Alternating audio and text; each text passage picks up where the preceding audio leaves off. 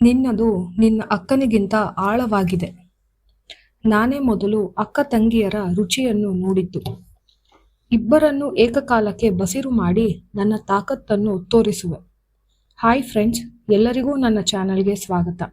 ನಿಮ್ಮ ಬೆಂಬಲ ಹೀಗೆ ಇರಲಿ. ನನಗೆ ಹೆಚ್ಚೆಚ್ಚು ಪ್ರೇರಣೆ ನೀಡುತ್ತಿರುವುದಕ್ಕೆ ಧನ್ಯವಾದಗಳು. ಹೊಸ ವೀಕ್ಷಕರು ತಪ್ಪದೇ ಚಾನಲ್ಗೆ ಸಬ್ಸ್ಕ್ರೈಬ್ ಆಗಿ, ವಿಡಿಯೋಗೆ ಲೈಕ್ ಕೊಟ್ಟು ಶೇರ್ ಮಾಡಿ. ನನ್ನ ಹೆಸರು ಕಿರಣ್. ನನ್ನ ಊರು ರಾಮನಗರದ ಸುಂಕದಕಟ್ಟೆ.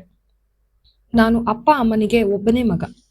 ನನಗೆ ಗೌರ್ಮೆಂಟ್ ಉದ್ಯೋಗ ಪಡೆಯಬೇಕೆಂದು ತುಂಬ ಕಷ್ಟಪಟ್ಟೆ. ಎಕ್ಸಾಮ್ ಬರೆದೆ.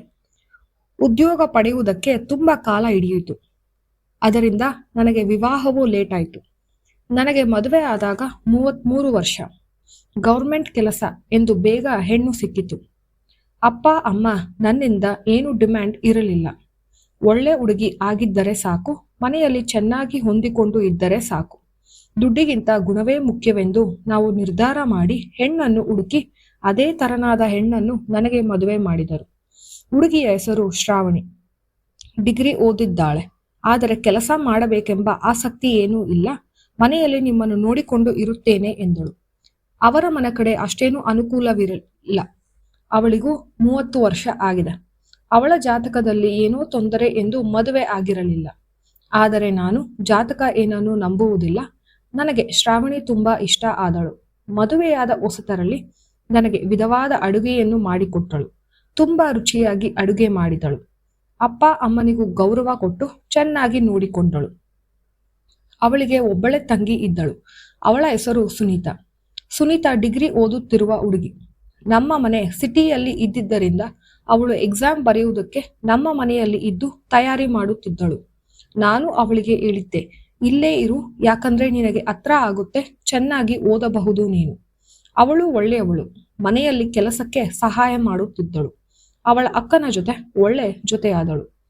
ನನ್ನ ಮಾವ ನನ್ನನ್ನು ಕರೆದು ಒಂದು ದಿನ, ನೋಡಿ, ನನ್ನ ಇಬ್ಬರು ಹೆಣ್ಣು ಮಕ್ಕಳಿಗೆ ಏನೋ ಜಾತಕದಲ್ಲಿ ತೊಂದರೆ ಇದೆ.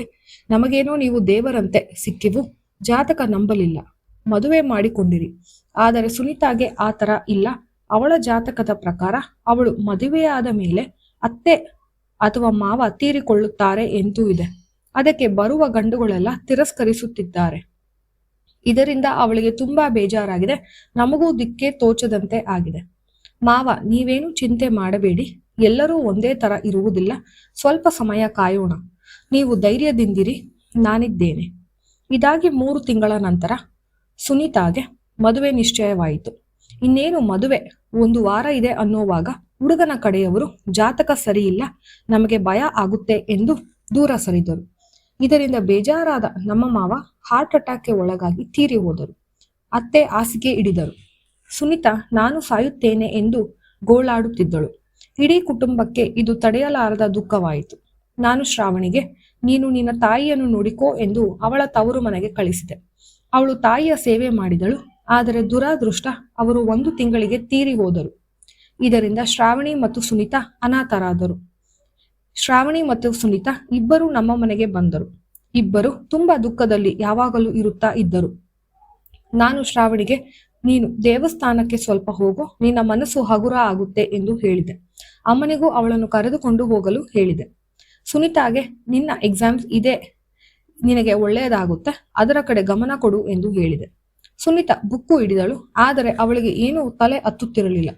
ನಾನು ಹೇಳಿಕೊಡುತ್ತೇನೆ ಎಂದು ಅವಳಿಗೆ ಹೇಳಿಕೊಡುತ್ತಿದ್ದೆ. ಅವಳು ದುಃಖವನ್ನು ಮರೆಯಲು ಓದಿನ ಕಡೆ ಗಮನವಿಟ್ಟು, ಅವಳು ತುಂಬಾ ಚುರುಕು.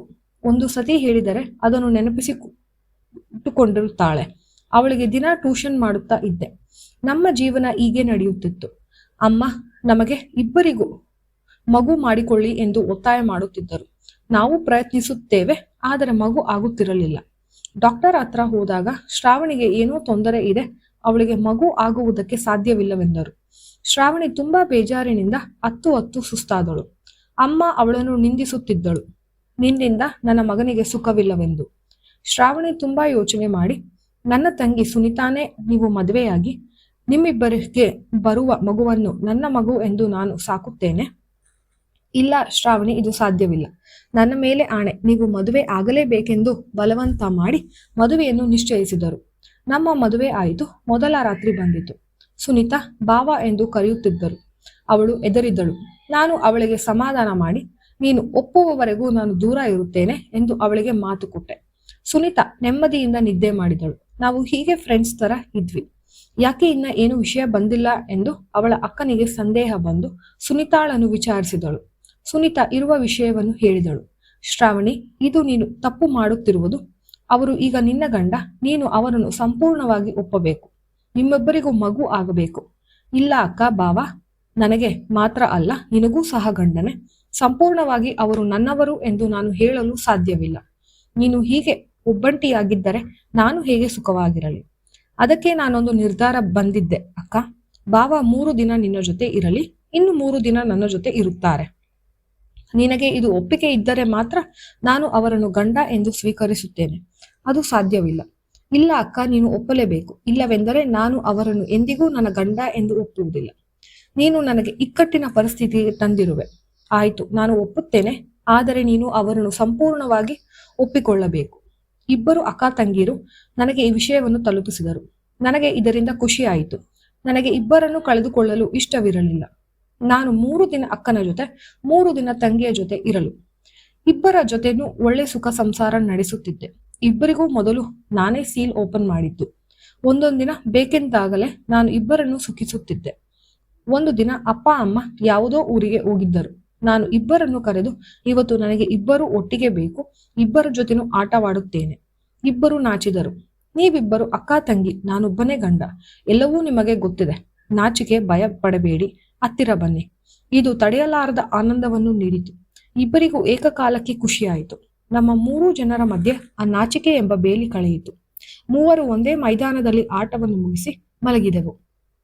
ಇದಾದ 3 ತಿಂಗಳಿಗೆ ಇಬ್ಬರಿಂದಲೂ ನನಗೆ ಶುಭ ಸುದ್ದಿ ಬಂದಿತು. ನಮಗೆ ಡಬಲ್ ಖುಷಿಯಾಯಿತು. ಅಪ್ಪ ಅಮ್ಮಗೆ ತುಂಬಾ ಖುಷಿಯಾಯಿತು. ಏಕಕಾಲದಲ್ಲಿ ಇಬ್ಬರಿಗೆ ಅಪ್ಪನಾದ ಖುಷಿ ನನಗೆ. ನಿಜ ಹೇಳಬೇಕೆಂದರೆ ಶ್ರಾವಣಿಗೆ ಯಾವುದೇ ತೊಂದರೆ ಇರಲಿಲ್ಲ. ಸುನೀತಾಳನ್ನು ಪಡೆಯಬೇಕೆಂದು ನಾನು ಸೃಷ್ಟಿಸಿದ ತೊಂದರೆ ಅದು.